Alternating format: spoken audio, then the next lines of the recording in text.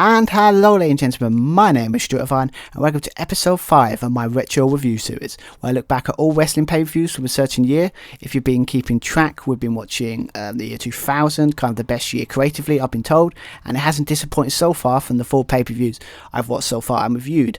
Obviously we've got through Royal Rumble, No Way Out, the disappointing WrestleMania 2000, and the outstanding follow-up Backlash 2000. Now our next stop on this journey is Judgment Day 2000. That is kind of remembered for The Rock and Triple H's 60-minute Iron Man match for the WWF title, as well as a returning Undertaker, debuting his new American Badass gimmick that he basically trademarked for most of the 2000s. But before we dive straight into this pay-per-view, just a little bit of a reminder, if you're watching this on YouTube, can you please like and subscribe? That'd be really appreciated. We'll get this video known and kind of, play with the YouTube algorithm, so, more notable would be awesome. But if you want to listen to it on podcast form, you can find this podcast on Spotify, iTunes, Google Podcast, all that kind of awesome stuff.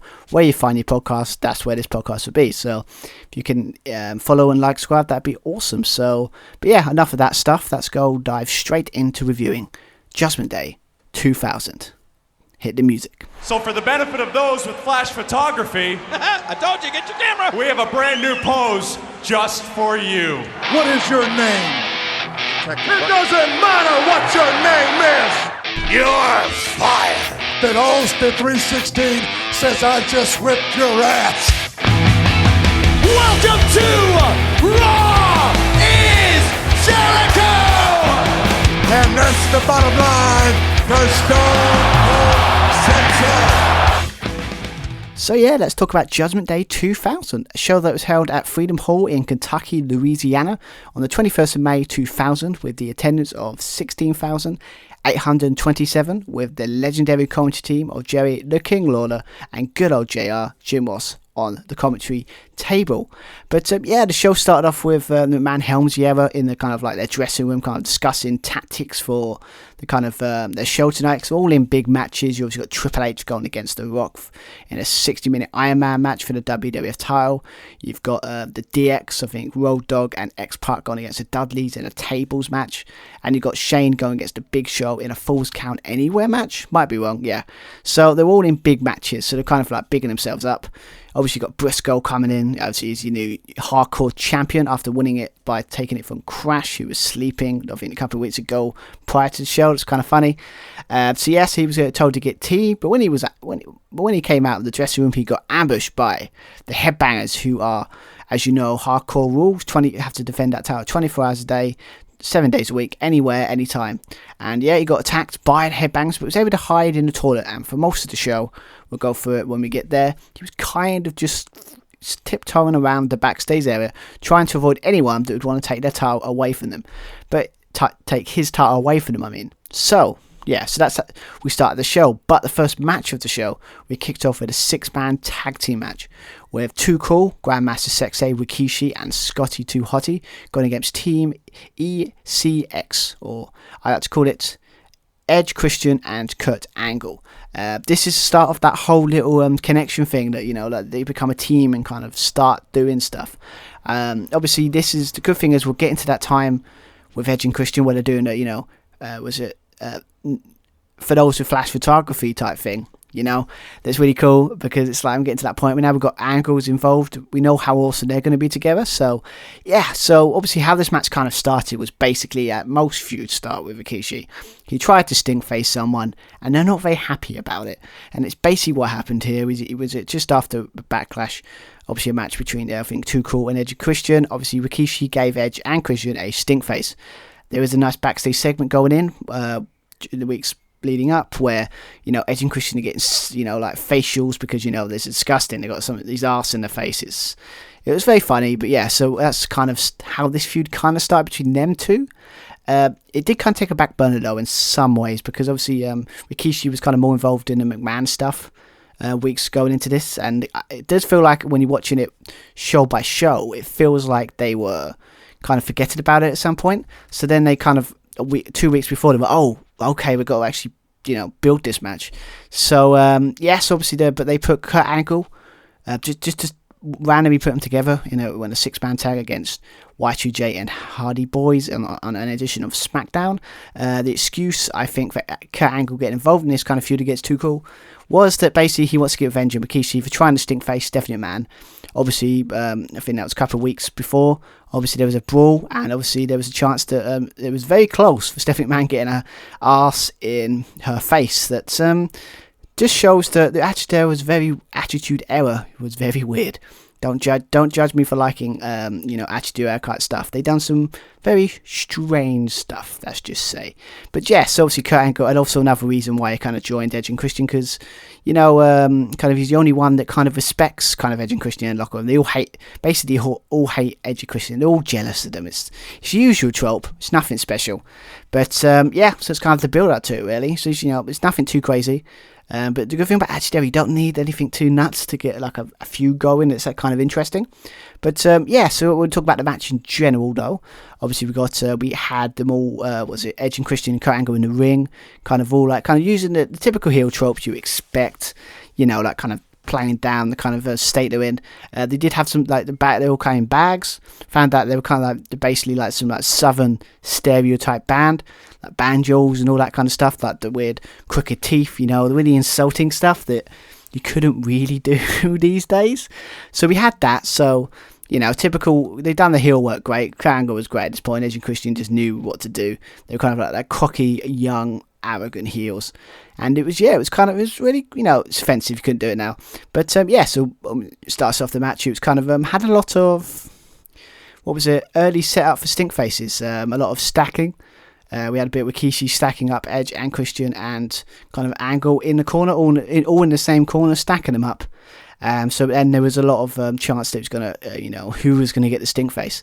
So yes, had a lot of that. We had a lot of weird match this was, with a lot of arses in faces, attacks down below, and there was this nice little spot I think where Scott totally tripped Edge onto Christian's kind of balls, tripped him. It's just, to be fair, I hope they plan not to have kids, because I don't think they ever had, so maybe that's why. Thank you to Scott Totty, that's why you don't have kids.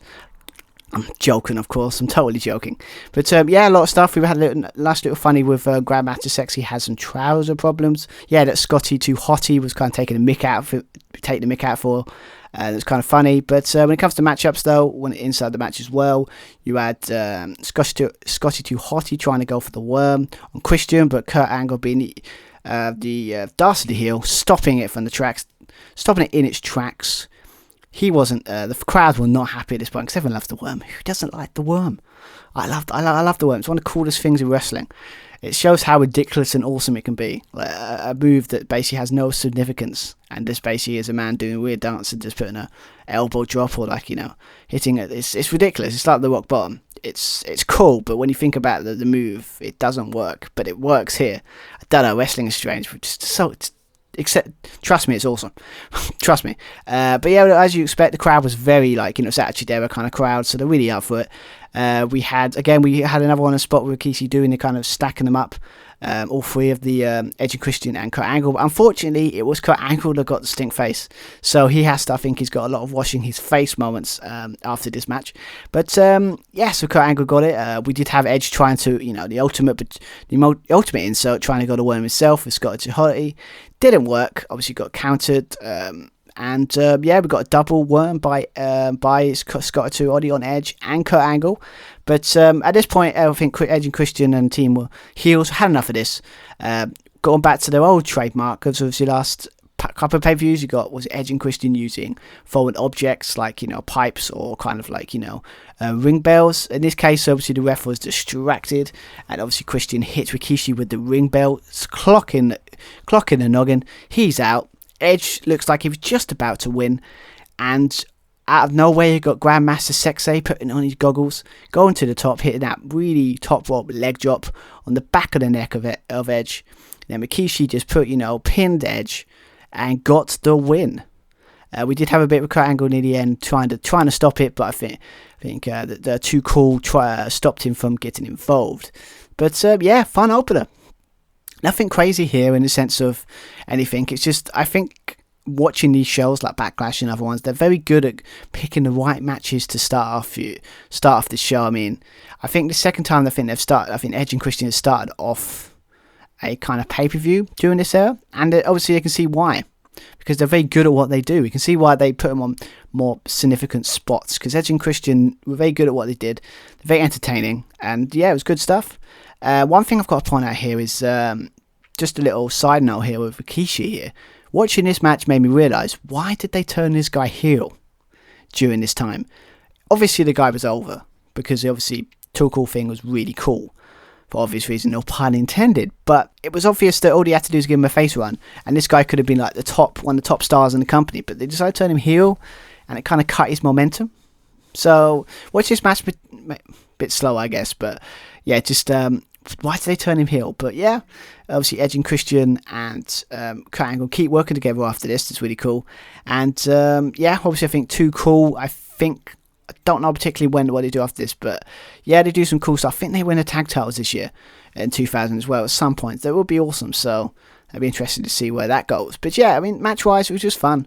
You had some funny moments. You had good spots. You had everyone. The crowd were totally up for it. It's what an opening match should do. It really gets you pumped, really engaged. Like, it gets you going, yeah, this is a show. I love it. So yeah, I mean, if we're going to rate it, I'll give it 3 out of 5. Good stuff. Nothing surprising here. Yeah, good stuff. Next, we went to backstage segment with Shawn Michaels. Obviously, is the special guest referee. I probably should have pointed out that during the intro. My bad. Yes, obviously special guest referee. A lot of talk going into this show was that who would he choose? Because obviously he's Triple H's friend, but also last time he was a special guest referee between The Rock and Triple H. He cost The Rock the match, and Triple H won the title on the first edition of SmackDown. So that was the talk, and obviously he was saying he's going to be impartial, that kind of stuff. So that was kind of the other hook that was really in for the main event. Would Shawn play it down the middle, or would he turn? And we'll find out when you talk about the main event.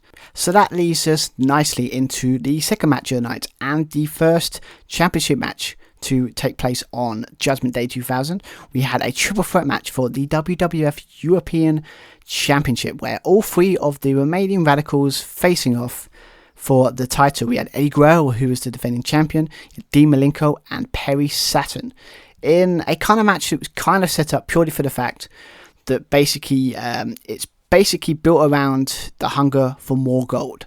It's basically what it was. You got, obviously, it all started when you kind of like everyone in the group, like, you know, Dean Malenko is the like heavyweight champion. Eddie Guerrero is the European champion. You have, obviously, at this time, Chris Benoit is the Intercontinental champion. The only one that doesn't have a championship is Perry Saturn. Yes, so obviously, and because of this, obviously, when Dean Malenko was going against Crash for the hardcore title, he got involved in that match, and even like took out, like, you know, Dean Malenko off a pin because he wanted to win the title, because it is all about gold. They all want gold. That I can totally get. But yeah, obviously Eddie Guerrero getting really cocky now because he's got China in his corner, you know, sitting there basically saying to him, like, yeah, man, you guys just need to get laid, you know. Typical excuse, like, man, why are you so serious, man? Did you get laid? And obviously they didn't take too kindly to that. They did have a bit where, Perry hits Dean Malenko in a tag team match against the Hardys accidentally, kind of just fueled the fire of, you know, more, you know, why they hate each other at this point, you know, to start it off. We did have a bit where we kind of had like a number 1 contenders match, kind of set up by China. Kind of she was messing with them as well, because, you know, to help her, you know, her boyfriend, Eddie Guerrero. We had a lot of stuff with flowers and a lead pipe that was in the flowers that kind of hit them both in the noggin and a double disqualification. And yeah, so that's where they thought it was going to go, but you still had the triple threat. But yeah, it's basically what it is basically they're hungry for gold. Eddie Guerrero's getting cocky because he's now got, you know, he's with someone, and obviously China's messing with them to split them up so he can keep Eddie Guerrero away from the group and do his own thing with her. It's basically what it is. And the story going in with his title reign is that Eddie Guerrero can't win without help from China. That's fine. She's always got involved in his title matches, and I don't think he's ever won clean at this point. So I think that's the point of this feud. But come on, you got 3 of the great generation of wrestlers here. We've got Eddie Guerrero, we know how great he is. Dean Malenko is the most underrated kind of technical wrestler of his era, of his generation. And then you've got Perry Saturn. He's is actually really good as well. I just don't think he gets the credit because everyone reminds him of obviously later on in the 2000s when he was kind of fall in love with a mop. That's actually, as I said, really weird, really weird. But yeah, when it comes to the match, it was really, really, as you expect, technically really good. Just a nice little thing. Obviously, Chyna was there at ringside. Obviously, she was dressed up really nice at this point. She's got them roses with the pipes, so got to be careful. Funny thing is, it does play into the finish quite nicely. One thing I noticed in the match that was really I found really funny is Dean Malenko is the only one that didn't get new music. He's the one that got the Radicals music that I find really funny because like everyone, Eddie Guerrero's got one. Perry Saturn got some new music, but not Dean Malenko. It's really harsh. It's really harsh, really mean. But you know, it's what it is. But this thought that was really funny. But when the match overall, it kind of started off with you expect with triple threat matches, kind of two teaming up on the other. Obviously, got Dean Malenko and Perry Saturn double teaming kind of Eddie Guerrero. I think it was like some sort of like nice little backbreaker, put him in a backbreaker position, and kind of Perry Saturn come from the top and land. It was really cool. Can't describe it very well, but it was a really good match. Really good kind of teammate. But the question going into that after the in matches like this is when they're going to turn. When are this teamwork going to turn into they turn on each other? Eventually, we did get that. Obviously, when basically Perry Saturn and Dean Malenko were going to do a double team move with Eddie Guerrero, but then Perry Saturn finally turned on him. As you expect, we had a cool little kind of suplex situation. We were all trying to go for a German suplex, and it was Perry Saturn on trying to go for a German suplex on Eddie Guerrero and Dean Malenko. Dean Malenko kind of countered, I think, and kind of like done, or Perry Saturn countered and kind of done low blow. And it just, the image is really funny where they're all just like, they've all got low blows. It's a great little team move. It's really cool. I'm not describing it very well, but it's really awesome. Yeah, again, the crowd were pretty much into this as you expect, because obviously I think, again, crowd's totally into this product, so makes sense. Kind of no one really got control though. It's like every time everyone got their moves in, everyone got their licks in, if you know what I mean. You had their kind of moments. I think Eddie Guerrero had a moment when he was in control, and then obviously Dean Malenko, Perry Saturn. It's like it was so evenly poised because they know each other so well. I like that in matches like that. We got a nice little tiger bomb by Dean Malenko and Eddie Guerrero. We also got a lovely little Texas cloverleaf submission locked in by Dean Malenko on Eddie Guerrero. But I said, yeah, none of them really had the advantage. We did get a lovely gut buster from Dean Malenko and Eddie Guerrero as well from the top. Like a lovely, literally, trust me, it is awesome. They've done that as well. Obviously, we done a bit where they all kind of used each other's moves. You had Perry Saturn kind of going to the top, hitting his own Frog Splash. It was actually surprisingly really good for the two. We also got Perry Saturn locking in the Texas Cloverleaf submission on Dean Malenko, and obviously we got Eddie Guerrero, obviously in tap of course, and obviously Eddie Guerrero hitting the brainbuster on Perry Saturn, one of his old moves. So yes, they're all hitting their old moves. We've got a nice double kind of like German suplex from all three of them that looked really cool. But for the match as a whole, the match kind of ended with Chyna. As I said at the start of the talking about this match, Chyna was involved. As in Eddie Guerrero matches, she's always involved in the finish. And in this case, nothing's changed. Once again, she tried to hit, was it Dean Malenko with them flowers that have the pipe in them? Was Dean Malenko not falling for it this time? Was it basically stopped her, hit her on the apron, but basically when he was holding the flowers, she tripped him up, and he landed head first into the pipe, knocked himself out, and then you got Eddie Guerrero basically does what he does, like a really really squeezed kind of like pin, got the free, and yeah, so Eddie Guerrero is still European champion in a very good match, really good match. Yeah, I don't know why I was surprised by this one. If you watch back the kind of the way he built these guys at this point.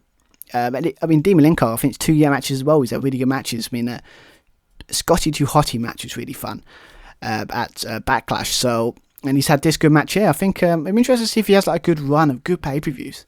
Eddie Guerrero, kind of China thing. I like it. It's really cool. It's funny. It's good. It's good to see how it ends, because obviously at the moment Eddie Guerrero is winning because China's helping him out. The interesting thing of that story, where did it go when, she doesn't help him out? Does he lose? It'd be interesting. And obviously Perry Saturn, I'm assuming he'll still go for the hardcore title, but I'm intrigued to see how he's gone from this kind of wrestling machine to kind of loving a mop. I'm intrigued to see where that goes. But yeah, if we're going to give ratings, it gives that a 3 out of 5. Again, the same as the opener. It's really fun. but very technical matchup. I like the kind of stuff that they were using with like the neutral very well, so it felt very even. Hitting their own moves is really cool as well, because it shows, again, they know each other very well. But yeah, the ending kind of storyline wise I like, because it kind of shows that Eddie can't win without China. So yeah, so it's good stuff. So definitely check it out. This run with Eddie Guerrero is awesome. I just wish they used Dean Malenko and Perry Saturn more, because I think they had great wrestlers there, and I think I said Dean Malenko was very underrated as a performer, probably one of the best technical wrestlers of his generation. So, but yeah, definitely check this match out. But yeah, so obviously that's the first time match. We don't have a new champion, so yeah, so Eddie Guerrero is still your WWF European Champion. So that puts up nicely to another backstage segment with Briscoe hiding in the toilets, trying to stay away from anyone taking up that hardcore title. So yes, that's going to be a constant theme throughout the show. But yeah, so Briscoe is still hiding in the toilets. Best place to hide when you don't want people to pin you when you're the hardcore champion. But yes, obviously next match to go into is the Full Count Anywhere match between Shane McMahon and The Big Show. In a match that's basically set up because basically Shane McMahon cannot keep his mouth shut, and is just a horrible, horrible human being. Basically, Shane at this point, obviously Big Show, as we found out at Backlash, was going through a kind of phase of just having fun, dressing up as famous people. I think he done was it Hulk Hogan in Backlash? He done a kind of fat bastard from Austin Powers. I've said this before. He was going through a phase, but obviously at this point there was no talk. Shane was kind of just dealing with it, but at this point, I think he was getting more cocky, and Shane was like saying how disappointed he was and how ridiculous and pathetic he is. Obviously, Big Show didn't like this. Obviously, he was crying. Obviously, I would be too. It's really horrible stuff he was saying. But obviously, Shane was able to kind of coast him down. I think it was when he was going to put him in a match against Chris Jericho, who was trying to fight to defend his Intercontinental Championship. I think it was. We'll go into that when we talk about that match. But basically, he was involved in that, and he lost it. But then all of a sudden, this video came up on the Titantron, and basically it was a phone call that we saw in that episode that's basically showing how pathetic he is. Oh, look at him, he's an idiot. You know, how was it? What was it saying? What was it? How far can he go? How far can he go? Like, apparently that was an insult. I don't know why, but yeah, it's kind of saying how dumb, idiot kind of stuff. And obviously found a kind of video, as I said, of him saying that. Obviously Big Show is furious at this point, and yeah, and basically the whole thing is Shane is trying his best to stay away from the Big Show, because when Big Show's going to get his hands on him, you are screwed. We did have a bit where was it Shane McMahon was thrown off the WWE.com sign off the stage. Big Show is not happy. Yeah, that kind of which way can you go kind of line. It's very strange. But yeah, so basically the whole story is, don't call people names, be nice, people. Or you're going to have a £500 monster trying to destroy you in a Falls Count Anywhere match. And this is what we have. So obviously this is, I think this is kind of, funny thing is I thought this was the match that had the kind of big massive fall from the top of the scaffolding, the famous one when he went against the Big Show. I think that was the Backlash 2001, so I got it wrong, but so I thought this was match. I was waiting for that spot, but I never got that spot. But we did get some good stuff here. Obviously, we got Shane McMahon at the start of the match, kind of playing mind games with the Big Show, kind of wearing his own shirt with the kind of insult in the back, as you expect. When he's got back up, he's a cocky little shit, isn't he? Shane McMahon, very cocky. But, you know, Big Show came down. Obviously, Shane McMahon thought, go for it, jumping over the top rope. But Big Show was like, no. You forget I'm the Big Show. You know I can catch people. I'm bigger than you. Caught him. And then just kind of like press slammed him, put him into the ring post, put him in the ring. And basically through the start of the match, Big Show was in control of the match, basically. Playing with him, messing with him somehow, kind of saying stuff, how dare you, you want to mess with me, that kind of stuff. But as it say, Falls Count Anywhere means it's a no disqualification stipulation. So you know what that means? So all of Shane McMahon's goons, obviously you got first, it was the big boss man came in, hit Big Show in the back of the leg, that kind of stuff. As you expect, I would like a lead pipe. That's because I'm really weird like that. When you're going to chop someone in the back of the leg, use a lead pipe. It's much more cooler, and I don't know why. I just really think if I was a wrestler, I would be probably known as the guy that likes hitting people with brass knucks and a lead pipe. But it's not important. But yeah, Big Show didn't work. Obviously, Big Boss Man got power bombed by the Big Show that stopped him. But so you got one goon, there's two more will take its place. Very Hydra type of thing. But yeah, obviously you got Tess and Albert or TNA coming out with the chairs. Trying to take out the Big Show. And then we had this really cool thing where he just punched the chairs in both Tess and Albert's face. Really cool stuff. Obviously you got Trish Stratus there. It was kind of a distraction. Came from behind, tried to low blow the Big Show, but it didn't work.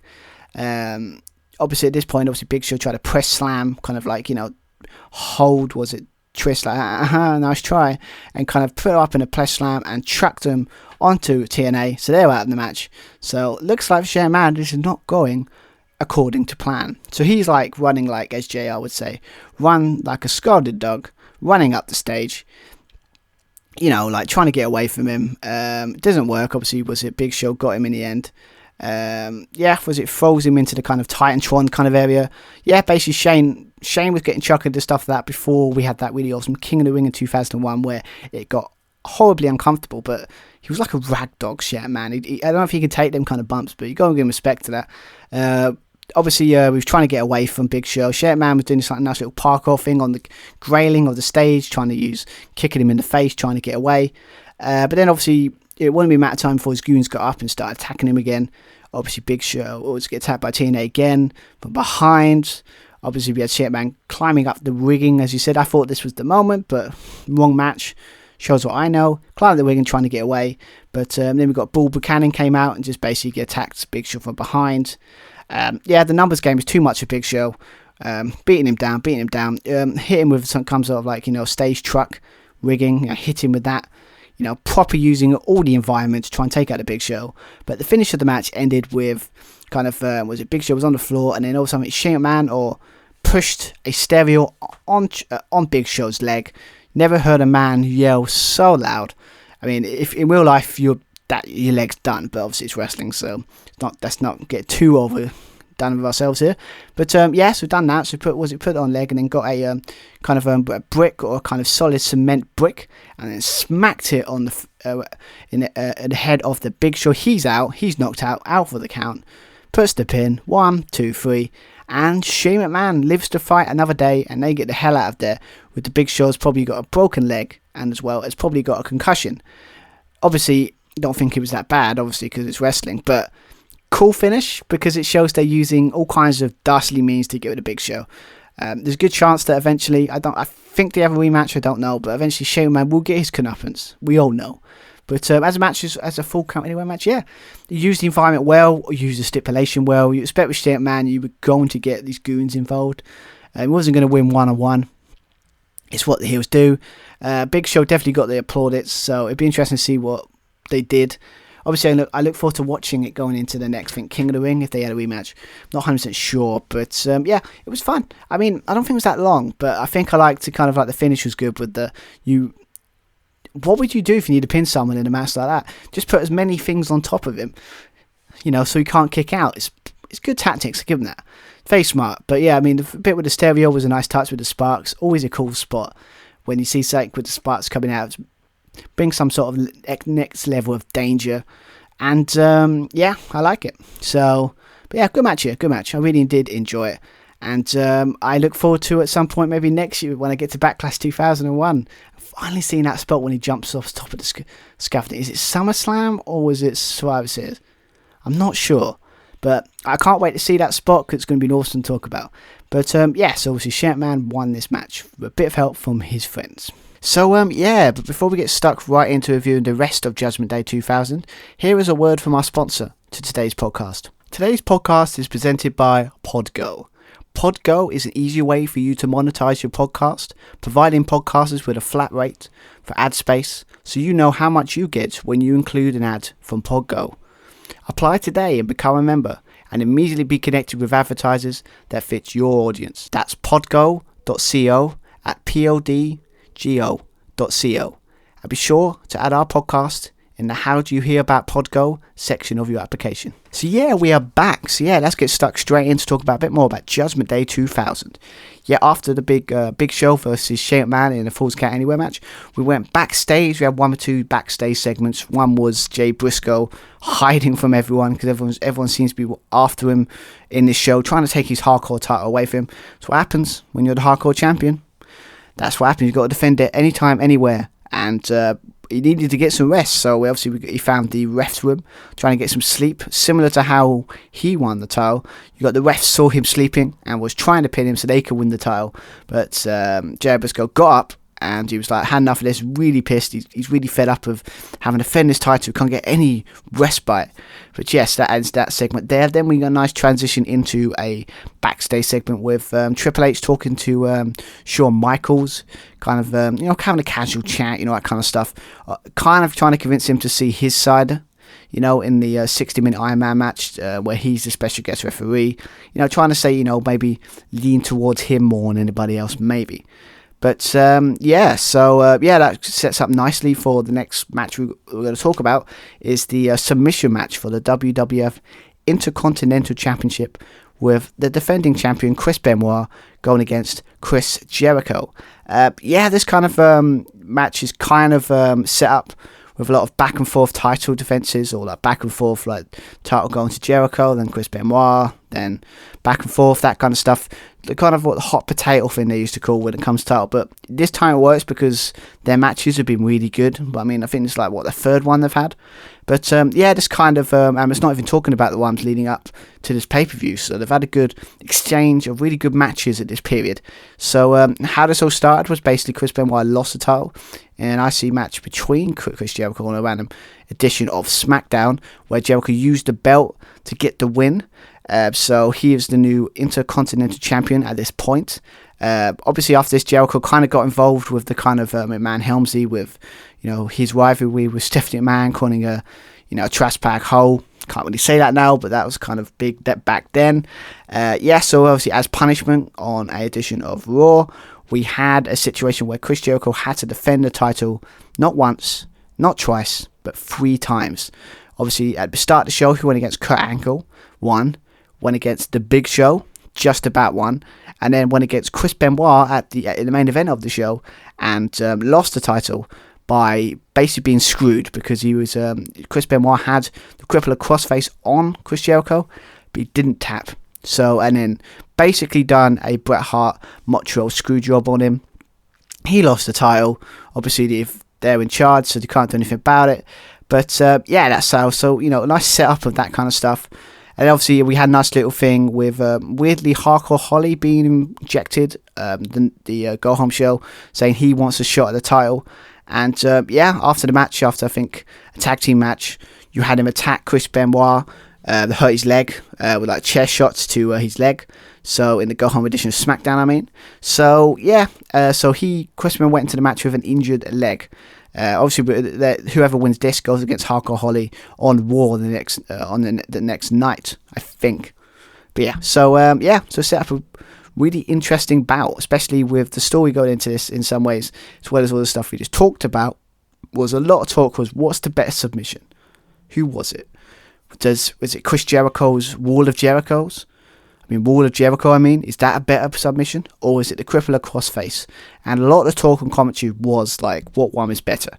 If I was going to choose, I'd probably say it depends on, it really does depend. One bends your back but so far you have to tap out, and the one bends both work on your back and they push you back. So they're both freaking horrible. If they're actually put on you, like really, if they put a lot of talk on it, you want to get that move. So but that was the kind of discussion they were having on commentary. So so the kind of match itself, you had Chris Jericho control early on, trying to do some arm bars on Chris Benoit. Very, as you expect, this kind of match is very technical, very submission, because obviously it's a submission match, but like a more focus on that. After that we had like a lot of counters after counters. Chris Jericho doing things on Chris Benoit doing things on Chris Jericho.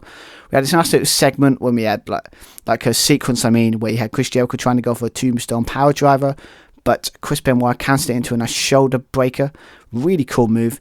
And after this, you had Chris Benoit kind of doing a flying headbutt from the top on Jericho's injured arm. And then he just started working on the arm. Makes sense, because obviously his finisher is working on the arm, the crippler crossface. So then we had a bit where Chris Benoit launched Chris Jericho into the steps. Again, keep working on the arm, makes perfect sense. We had Chris Jericho get back into it, but Chris Benoit was stopped him. Chris Benoit setting up the steps to launch Chris Jericho into them, but Chris Jericho countered and then launched Chris Benoit's knee onto the steps. Kind of, he put the steps on the side and kind of like done like I can't remember what the move is. Like he lifts him up and then slams it down on his knee, properly working on it. Again, as I said, both working on both body parts that could benefit their submission hold. Makes sense, submission match, cool stuff there, really. It's really cool stuff here. Then we got some intense back and forth chops by both men. You had Chris Jericho, injured arm, going into the ring post. You had Chris Benoit going for an arm bar, but then Chris Jericho was able to get his legs to the ropes. Then Chris Jericho kept working on that knee. He got back into it. He even took out Chris Benoit's like knee protection kind of thing. You know, the brace, took it out. Makes sense. Then he got Chris Jericho hit the lion salt. That again, he has won the Intercontinental title at this point. But Chris Benoit kicks out at 2. We had a really cool like kind of picture-edge segment, kind of similar to like Tajiri. That's how you say it. Yeah, like kind of like tarantula kind of finisher, where you had Chris Jericho locking in the rules, Jericho in between the ropes. Obviously, I don't think there was any rope breaks. Can't remember the rules of a submission match other than you got to tap out. But really cool stuff there. There we had again more exchanges between these two. You got Jericho trying to go for the rules, the rules of Jericho. Chris Benoit countered, and then we have Chris Benoit using his own knee protection to get out of it by hitting him in the back, and then Chris Benoit locking in the crippler crossface on Chris Jericho, and then eventually Chris Jericho passed out. And yes, we have the Intercontinental Champion, Chris Benoit, in a very, very good match. I mean, it's one of those matches that's just like, again, these two have got a really good thing going at this point. It's what the Intercontinental Championship should be about. Hard-working workhorses that put on great matches. They're really pushing Chris Benoit at this point.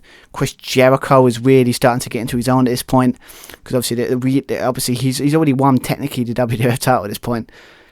Obviously, if you don't look at the record books and all that, but I mean, I like the way it's kind of like Chris Benoit had to cheat at this point to try and to try and win the match. Obviously, after Chris Jericho cheated, kind of to win the title from him. So yeah, I'm not sure if they still have this feud. I don't know, but they've got. I mean, again, we all know that amazing Royal Rumble 2001 ladder match. So I just think at this point they had their styles meshed really well. And it just made for really good wrestling. And on this spot here, it was really good. So I'll give it a 4 out of 5. I mean, it's outstanding. So I love this match. And yeah, so definitely check it out. And so Chris Benoit at this period is still your Intercontinental Champion. So next we go for another backstage segment with Jericho Briscoe yet again. Poor guy. He can't get any sleep. Everyone's after him. Obviously, Mark and Cole is kind of interviewing him, kind of like ask him how you doing, and obviously he's like, everyone's gunning for him, he's tired, he's fed up. We had this what I like about it is this segment is basically he's interviewing, and you've got a delivery guy like coming in, just delivering some stuff for the the arena, and it's just funny, like sees him, he's like, oh, he's the Intercontinental Champion, oh, there's an opportunity, and it looks like he's just about to go behind to try and get like a sneak schoolboy pin, but Briscoe sees him coming and he's like, just laughs. He's like, oh, for God's sake, and then he walks off. But it's not. I'll be honest, how he survived this night is a mystery. But and then after that we had the Rock talking to Shawn Michaels, as we had Triple H just prior, telling him don't screw with him, don't screw him of the title. Yeah, it's kind of but it'd be interesting to see where it goes. But yeah, obviously, as you know, the history Shawn Michaels did on that debut edition of SmackDown. So I like that kind of dynamic. To don't do that again. The Rock's like he's not playing around. This is a big match, so it'll be interesting when we talk about that later on. But yeah, so obviously now we get into the next match of the card, where we talk about a tag team tables match between the Generation X, Road Dogg and X-Pac, going against the Dudley Boys, Bubba Ray Dudley and Devon Dudley. The funny thing about this storyline, it's kind of set up quite weirdly, in the sense of it basically was set up because obviously at this point, the sad truth is, how did the Dudleys become famous? Putting women through tables. It's kind of a bit bad now, but people loved it back then. It's weird. So he's put Tori, he's put is it Mae Young through a table. He's put many women through that table. Even finally got Trish Stratus through a table, as we talked about in our Backlash review only a couple of months ago. So obviously had a bit was it started with a backstage segment on a Raw where you got Stephanie McMahon and Tori kind of like berating Bubba Ray, saying how disgusted you put women through tables. That technically they're right, they are right, but this kind of gives Bubba Ray an idea. Devon's like, don't do it, but you know how much he loves putting people through tables, Bubba Ray, and that's his gimmick. But yeah, and then they kind of off that, because of that, they kind of got involved in the whole, again, McMahon Helmsley thing. It seems like a lot of these matches have that, where they all get involved some way with the big authority, and it's kind of to get punished for it. But but the kind of big kind of go home notion that he had was obviously with Tori putting Bubba Ray through a table, basically to beat up the DX, beat up the Dudley boys to a point. Then he set up a table out on the outside, and Tori went to the top with a nice splash onto Bubba Ray, and obviously that made Bubba Ray so unhappy. No one puts him through a table. For me, it reminds me of that kind of dodgeball reference, like no one makes me bleed my own blood type thing, and kind of works here. So so it was kind of it could sit there and say it's a similar setup to the Backlash match, where it's basically where it's like the whole kind of hook was, Tori, you're going through a table, it's gonna happen. So but again when it comes to tables matches, it's always entertaining. I haven't seen a bad one just yet during this era yet, so they do know how to make good table spots or good table matches, way more than we normally see. But so obviously this match started off with like a standard wrestling match, back and forth, quick tags, that kind of stuff, as you expect from early on of tag team matches in general anyway. But we did have a bit where the Dudley Boys done the what's up, kind of like, headbutt to the groin area move. Can't describe what it is, but yes, on Road Dogg and X-Pac at this, so they both get it. Obviously the crowd is baying for tables. They want someone to go through a table, and the question is, we know who they want to go for the table. It's obviously Tori, but the crowd, as I just said, it's just the crowd were totally out for this. It always still surprises me how much people are really into this product at this point. It's obviously hard to imagine, because obviously no fans at the moment, but we never get that kind of intensity, not really until like maybe WrestleMania, but they got that like every pay-per-view. It really shows how much they love this product at this point. It's very refreshing to watch. But after that, obviously that we had DX was going up the ramp saying, I've had enough of this. Brawl ensued, and then it all culminated into kind of a 2-on-1 on Devon Dudley. So then we have a standard tag team match at this point yet again, with the usual spot with the whole 2-on-1. Waiting for the partner to tag the face other partner. Crowd are really like up for this, as we just said. We got another one of those ref didn't see the tag spots. We're seeing a lot of them. We had them a lot of Backlash. I think we had 3 of them on the same show. Another one here. I mean, I think they overdo that spot just a bit. I mean, it's perfect. Like, it works. I'm not against it, because it works, because obviously the crowd really wanted that tag. So when you find out they got cheated by the heels, they get more heat. I get it, but just got to think of something else. But again, it wasn't a big problem then, but when you watch a lot of these shows, it's kind of annoying, but it's fine. But by the way, finally got into the match. The crowd went nuts. The Dudley Boys were in control at this point, taking out DX, all that kind of stuff. Go underneath the ring, get 3 tables. Obviously that's going to be for Road Dogg, X-Pac and Tori. I like it. The crowd knew where it was going. But the first elimination in this match was not the Dudley Boys. It was doing on DX. It was actually the opposite way round, when on the outside to set up a table, similar to the way that Tori did on Bubba Ray Dudley. But we had a pump handle slam by Road Dogg on Devon Dudley, and he goes for the table and is the first to be eliminated. So, but then after that, it wasn't too long until the Dudleys got elimination, when Bubba Ray Dudley hit a powerbomb on X-Pac, so he goes for the table. So now it's just Bubba Ray and Road Dogg, whoever goes through the table first, wins the match. So after that, we had a bit where the referee goes for the table. I think he had set up in the corner. I think it was trying to get out of the way, but chucked him. It didn't really break, but it was just kind of funny that it's like, so the ref's out, as you expect. So it's another one, but they're going for the tropes here, aren't they? The ref doesn't see the tag. And also, the ref gets taken out again. You know, the old joke in wrestling you all know about. Refs, they're made of paper, hitting them once and they're out for like 20 minutes. But in this case, it's the same old trope. Then Briscoe comes out, trying to help his Helmsley era faction members. But he gets taken out by the Dudleys. But it looks like the match was won by the Dudleys when we got a 3D by the Dudleys on Road Dogg to go through a table.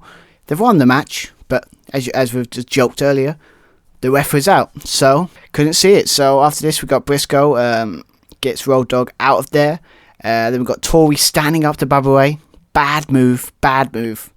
And then after that, it's just basically Bubba Ray's like grabs Tori, go to the top, going to do that sit down powerbomb from the top for the table. But then Briscoe comes to save Tori, and with a low blow on Bubba Ray.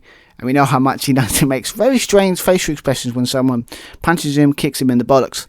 But, obviously another thing I need to point out. Briscoe, a defender of women's rights. I find it funny that they're using that as like a running gag, where now that's probably not cool. But, yeah, as I said here, it doesn't age well, those kind of comments. But then the match actually ended when X-Pac went to the top and hit a X-Factor on Bubba Ray through the table. DX win. We all know that's not how it went down. Then after that, Briscoe was just getting really cocky. Someone's going through a table. Someone's getting a 3D. Briscoe gets 3D'd by the Dudley Boyz. Gets put through a table. He's out. And so maybe DX won the match, but the Dudley Boyz are the ones standing tall here. But one thing I do find quite funny is like no one thought that the guy's out, just put for a table, no one's going to come and pin him, try and take that hardcore title away from Briscoe. I feel it's a missed opportunity. I mean, come on, Crash, wouldn't he want his title back? It's a weird one, but maybe it might happen on next episodes that when I start watching out for the next review. So, but yeah, again, table matches are always fun because everyone likes putting people through tables. It's just one of those things, but I like it. But yeah, I think it's pretty much what Dudley's are. It's pretty similar to the kind of match between TNA on Backlash, kind of similar thing. Someone needs to go for another woman needs to go for a table, that kind of stuff. But it worked. I mean, it was fine. Again, it was just fun. It was just enjoyable. Obviously, the usual kind of like they're using too much of the kind of same tropes at this point, but it still works with the era they're using it. But yeah. So it'll be interesting to see. Obviously, the story is that Tori's going for a table at some point. It's gonna happen. Good heel kind of work, teasing it out. She's gone for that table at some point. Probably on the Raw after this event, probably. But obviously, I can't confirm that because I haven't watched it yet. So yeah, it should be good. But yeah, good match. I'll give it 3 out of 5. Standard, we good table matches. As I said, I haven't seen a bad one yet. So, and I don't think you can you really do a bad tables match? I don't think you can. I mean, it's one of those. It's got one of the tropes of it's always fun seeing someone go for a very cool table. So yeah, good stuff. But yeah, 3 out of 5, good match. Yeah, definitely check it out. So yeah, good stuff here. So here we are. We're finally here. The main event of the evening, the 60-minute Iron Man match for the WWF Championship with the champion The Rock defending against Triple H. In a match that basically was set up because they tried absolutely everything on The Rock to try and get that title off him and back on Triple H. They tried everything. They tried a steel cage match with Shane, the challenger. The Rock escaped that. They had a tag team match where it was DX versus The Rock and El Hebner, where if either El Hebner or The Rock gets pinned, The Rock loses his title to Triple H, whoever pinned him. But none of this worked. The Rock won those matches. Nothing worked. So, to everyone's surprise in the ring at the time, Triple H offered a challenge to The Rock for a 60-minute Iron Man match. He didn't reply for a while because obviously I think this was still around about the time he was just starting his movie career. So I think it's like the Scorpion King. I think he was filming that or some sort of film. Can't remember. But yes, so he didn't come back, but he did accept the challenge. But this match got a nice little turn, a bit of left field, randomly Shawn Michaels got involved and kind of requested that he becomes a special guest referee after Linda McMahon kind of appointed him as kind of her liaison, like, you know, representative. Because obviously we've still got that storyline between Linda McMahon and Vince McMahon with the whole, like, you know, women wants to, you know, stand up to her husband type thing. It's a bit weird, but this is the start of that feud. So yeah, so Shawn Michaels was a bit of a curveball. Did it need it? Probably not. I mean, if you've got Rock versus Triple H in a 60-minute Iron Man match, it's kind of it's enough for me. But apparently putting Shawn Michaels in there is kind of like an internal factor, I guess, just a bit more, you know, eye-catchingness, if that's a word, into this match. But again, Shawn Michaels, it's good to see him back, obviously in this case. Obviously, I haven't seen him for a while. I don't think he was around a lot for 2000s. Might be wrong, but yeah. So obviously he's special. Obviously we're special guest referee, talking about a lot during the show. A lot of them trying to figure out whose side he's gonna pick. That's kind of the hook for this match. But yeah, I mean it's what as I said, it's the intro of the show. It's the thing that everyone was waiting for. It's the main event. It's what everyone talks about. It had cool stuff in it. So, but yes, 60 minutes, a lot to talk about here. I think we had a lot of falls to talk about. So yes, let's get stuck in to talk about this. Probably an instant classic from a feud between The Rock and Triple H that is probably, I won't say underrated because it is appreciated, but everyone talks about Vince McMahon versus Stone Cold. Everyone talks about The Rock versus Stone Cold, but I don't think people really appreciate how good the Triple H versus The Rock feud was in the early 2000s. I've really got a good appreciation of it. I think it works. You got The Rocks, they're both good talkers in the ring. They got good chemistry. They could put on some good matches, and this match proved it. It's still quite shame, as in that weird segment a couple of years ago, that they never main evented a WrestleMania. You know, probably should have main evented WrestleMania 2000, but the rest is history, because that would have made that show so much better. So, but anyway, let's dive straight into this. Let's go into it. Let's talk about this 60-minute Iron Man match. But yeah, so we've got let's start with the first fall. You've got basically slow paced. It's basic wrestling as you expect. We had some nice quick roll up pins by The Rock. Then we got both men working on each other's arm. You know, submission makes sense if you've got 60 minutes working on an arm. That kind of stuff could work. But yeah, obviously it only took like 49 minutes. Kind of, I'm not going to get time order when the falls were in this match. But yeah, as you expect, a random rock bottom out of nowhere from The Rock on Triple H. Get the first fall. But they did, and gets a win, so it's 1-0 to The Rock in this point. Really early on, so not great for Triple H at this point. Obviously, The Rock holding his arm, because obviously that hurt, so it kind of didn't really play out into the finish, but, you know, trying to show that, you know, they're going to get injured, it's going to hurt, because they've still got a long way to go. But after this, it got very brutal. It got kind of like, you know, it's fighting up in the ramps. We had this thing where Triple H tried to go for that running knee that he does, but The Rock got out of the way and hit the barricade. Really, really cool stuff. And then after that, The Rock started working on Triple H's leg, slamming it into the ring post, the steel steps, that kind of stuff. So working on that is, again, it seems like similar to the Chris Jericho and Chris Benoit match. Very like, you know, one works on the arm, one works on the leg. Something they can work on later to maybe get an early fall. Maybe. But we had The Rock locking in the figure 4 leg lock on Triple H. It was we had some cool thing with because the pain hurt so much, you had Triple H laying on his back, obviously shoulders are down. We had 1 or 2, 3 times that happened where we got a quick fall with Shane McMahon taking the pin, doing a pin there. Then Triple H reversed the figure 4 leg lock, and then we just go back and forth by both men. The crowd were up for this, and we're only in not even 15 minutes into the match yet. So let's see if they can keep going at this point. We had, obviously, as you expect, fighting in the crowd. It went everywhere. We had Triple H was control. The match was getting slow. We started off slow, as you said, but it got quicker and quicker. Then we got Triple H goes for the steel steps, but goes into the steel steps knees first, by The Rock. So still working on that knee. Rock keeps working on that knee. Triple H tries to go for a figure 4 leg lock attempt, but as the first fall, The Rock got a move out of nowhere. Triple H hits a pedigree out of nowhere, and then boom, so it's 1-1 at this point. Then we got the third fall, that went out quickly, and we had Triple H roll up The Rock for a quick 3. So in a matter of like a minute, Triple H has gone from 1-0 down to now being 2-1 ahead in this fall. But then I like the kind of thing from The Rock here, was that like he's out of it. Like I think like what 30 minutes into this so far. The Rock, he's selling it so well. He's like so out of it at this point. Then you got but then The Rock still had energy. It's The Rock. No one can take him down. Yeah, The Rock obviously did fighting, I think, on the stage again, and obviously hit Triple H into the Titantron. He had a nice little Triple H hitting the suplex on The Rock on the ramp. But again, both men are overly exhausted at this point as well. So good stuff here. We had The Rock hitting a back body drop on Triple H. But yes, obviously then Triple H came out nowhere and hit a pile driver on The Rock in the ring to get the 3.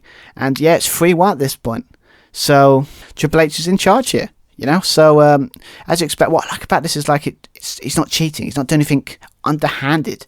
He's just doing good stuff. It shows sometimes with heels, you kind of have to, let them show how badass they are. It can't always be like chicken shit heels. We don't really get that anymore. Like actually have to show that they're really cool and they're actually as good as they say they are. It might annoy you, but it's what makes people good heels. But so it's 3-1 at this point.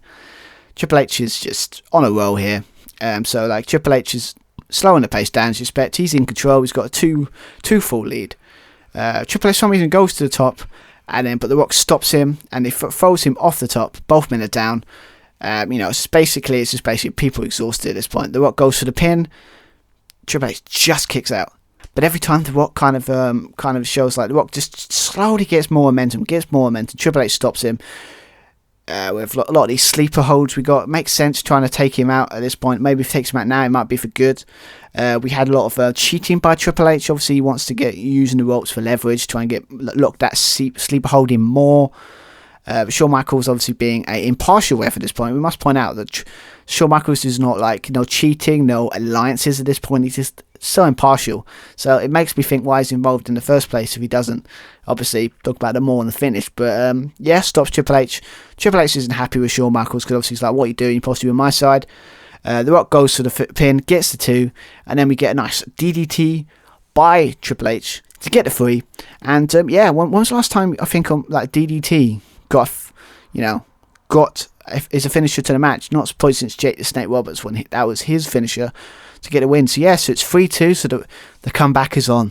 Can The Rock get back into this? And after this it got brutal at this point. We got, obviously, as you expect, around about the announce table, kind of timekeeper's area. You got The Rock bouncing Triple H's head off the timekeeper table. Then you got the Triple H trying to use the chair, but Shawn Michaels stops him, saying nope. This is going to be a fair contest. I like that from Shawn Michaels. And then The Rock goes into the steps again. Another throw in there. And then we have, obviously, The Rock hits a neck breaker on Triple H on the outside. Very nicely looking. And then, to everyone's shock at this point, we had Triple H hit The Rock with a steel chair and gives the fall to The Rock. It's really weird. Even Shawn was like, what are you doing? And even the announcers were like, what are you doing? But it was all part of his master plan, Triple H. Because obviously at this point, it's like The Rock was bleeding, like a stuffed pig, as they say.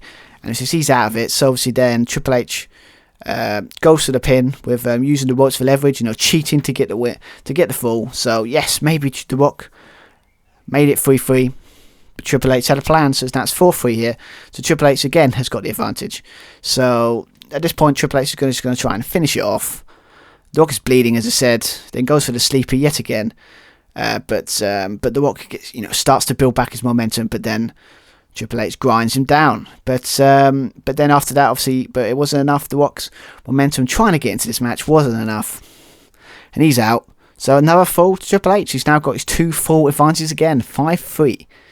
My God, it's all against the champion, The Rock. He's out of it at this point. But this is the next fall is where it kind of got very interesting. Obviously, Shawn Michaels and Triple H facing off, because obviously, Shawn's not liking what Triple H is doing at this point. But then Rock finally gets up after having a nice nap, gets back into it, throws Triple H over the top rope, and what I like about it kind of went over the top rope, and it kind of hit the cameraman. Cameraman probably didn't position himself quite well, but it's, again, I think kind of works to me. It shows the unpredictability of the show, but it's just kind of funny. I mean, the cameraman got a bump. It's poor cameraman. But then obviously for some reason Triple H goes to the top. The Rock stops him again, hits a nice, classic superplex from the top on Triple H. You got The Rock hooks the leg, but Triple H just kicks out. Again, both men are probably really out of it. A lot of high, intense move. Then we have obviously the Triple H catapulted into the post by The Rock. You know, one of the old moves. I mean, to be fair, The Rock's probably the best person to even take that fall, that kind of stuff, because the guy is amazing. It's awesome stuff. But, and then obviously then after that we had obviously Triple H whipping The Rock into the steps again. A lot of same spots here. Then we've got both men on the announce table. But Triple H going to try and hit The Rock's own rock bottom on the announce table. Typical heel, never do that. But The Rock hits the pedigree on Triple H. He reverses and hits the pedigree on Triple H on the announce table, but it didn't break, so that must have hurt. I mean, I just find it funny that announce table is like, this one time it wants to be good, and then another time it just wants to be really sturdy. It's weird. But yeah, so see, that was a poster break. But then you got The Rock get back into the ring, and then The Rock just goes for the pin. Wins the fall, because Triple H is so out of it that The Rock gets a count-out victory. So at this point it's 5-4 again, another comeback from The Rock. As you expect, it's The Rock. So at this point, obviously, I think my mans are getting really kind of worried at this point, because their man's not going to win. The Rock's going to find a way to win, because it's a draw. The Rock keeps his title, so he needs to win. So at this point, the McMahons came out. We obviously got Shane McMahon and Vince McMahon. Triple H almost gets counted out again, because he's so out of it from that kind of pedigree on the table. But obviously the Triple H gets back into it. The Rock's on fire at this point. He's just going for it. He got Shane and Vince coming on the outside, trying to get involved, but he gets a nice punch on the apron. They're both out. But then The Rock hits Shane, both on the apron. Then The Rock hits the people's elbow on Triple H, gets the 3, and it's 5-5. It's equal. Looks like The Rock's going to do it. But then after this, obviously we had this bit where Shane, was it Shawn Michaels, who just back off for count the pin for The Rock for another attempt, but Shane pulled him out. Starts arguing with him. Shane's had enough. Takes out Vince. And then obviously the DX come out, and then obviously Shawn Michaels is taken out as well. DX come out as well. Obviously The Rock hits the rock bottom on Triple H. Then we hear some weird music in the background at this point. Obviously it's been that thing, if you've been watching the one SmackDowns leading up to the show, it was kind of like Judgment Day is coming. It's basically announced for the Undertaker. Sorry, the spoiler warning.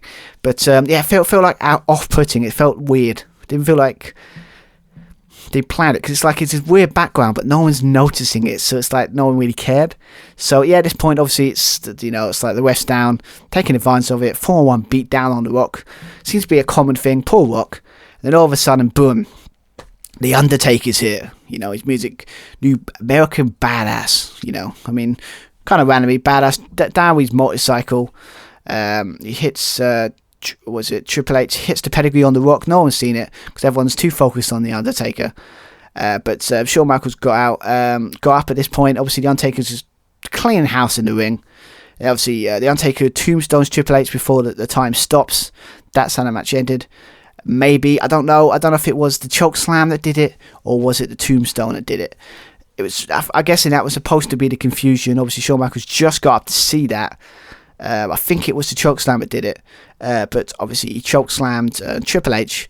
Shawn Michaels had no choice but to DQ The Rock, because obviously he's interfering on his behalf.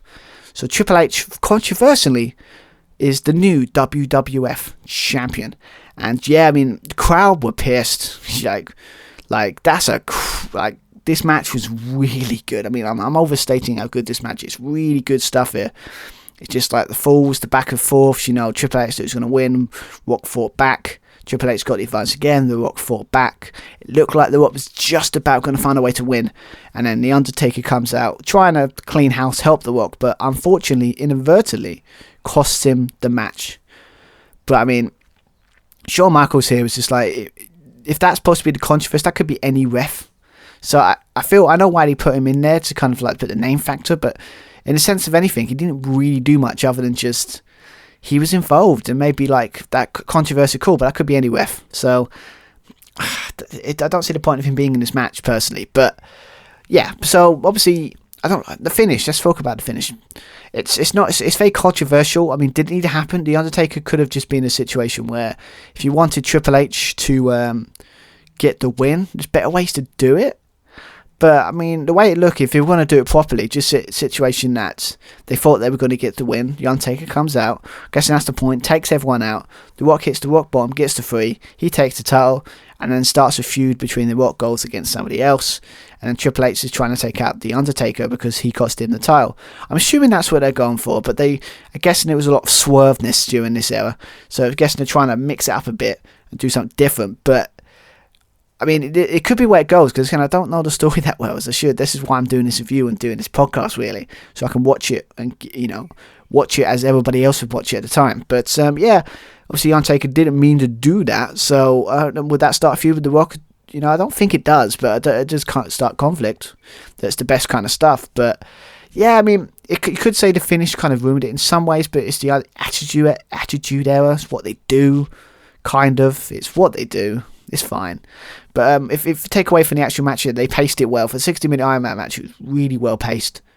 I liked the kind of back and forths. I liked the kind of like like proper like underdog kind of stuff. Like, Triple H looks like he's in control. The Rock comes back and forth, have all the moments. It's a great match. I kind of like the idea that the reason I think this is apparently at this point it's only the second Iron Man match in history. So I kind of like the idea that obviously I think they were trying to go for the idea that the first one had barely any falls and there's only one fall near the end after overtime. Shawn Michaels, ironically, it's probably why he's involved. But yeah, I think this one had multiple falls, but it didn't feel rushed. It felt earned. It didn't feel like it was over the top, but I liked it. As always, I'm probably overstating how good this match was. Again, I think any of the main events during this era was pretty damn good, except for WrestleMania 2000. Most of them deliver, and I think that's consistently delivered as well. That's important. It's probably why they won the war against WCW. It's important. I mean, if you've got to deliver on your main events, it's got to be done. Maybe a whole show can suck, but if the main event's amazing, no one cares. It's perfectly... I don't think anyone does anyway. I think what annoys people the most is bad main events. If the main event kind of ends badly for you, it gives you this bad sour taste in your mouth. It doesn't feel right. So I think this does deliver to a point. I don't think they should have done that kind of finish. But again, hindsight's a beautiful thing, so I can say that. But if the whole point is basically making the people be pissed, to be like, what's going to happen on Raw? And it worked. So, good for them. But I'm intrigued to watch the rest of this, but yeah, good match. So we have a new WWF champion in Triple H, so I look forward to seeing where this will go. So yeah, this is my review of Judgment Day 2000. Yeah, again, really good, solid, similar to Backlash, really good stuff. Most of the matches were delivered in some way and had good moments to talk about. Obviously the tag team match with the 6-man tag at the beginning, fun, short, done the job, really fun to watch. Triple H, the kind of Radicals triple threat for the European title was really fun. I think it shows their chemistry. I don't know if that's where they go, but again, good stuff there. We obviously had the Shane McMahon versus Big Show that kind of wasn't the most interesting one in my point, but it kind of delivered in the sense of it still had the cool moments. The submission match between Benoit and Jericho, awesome as always. And obviously the main event was just freaking awesome. And obviously the tag team match before that was fun as well. So I mean, it was a good flowing show. I think it was really fun. Like, I don't think there's any bad matches on here. Like, they're all pretty good standard, really good standard. I mean, it's one of those pay-per-views where it's good to great, not okay to good.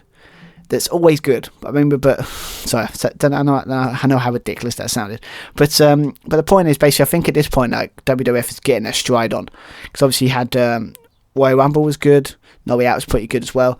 I think they pretty much during this part, they know what they're doing at this point. They've got the structure and it works, and you can see it. You can start to see it with the last two shows, especially Backlash and Judgment Day. Is they finally found the formula that kind of works for them, and I think that's probably why in the end, most of 2000, most of the shows were pretty damn good. So, but yeah, so I would give this 8 out of 10, maybe 9 if you really loved the main event, really bumped it. As I said, it's like bumps up any review.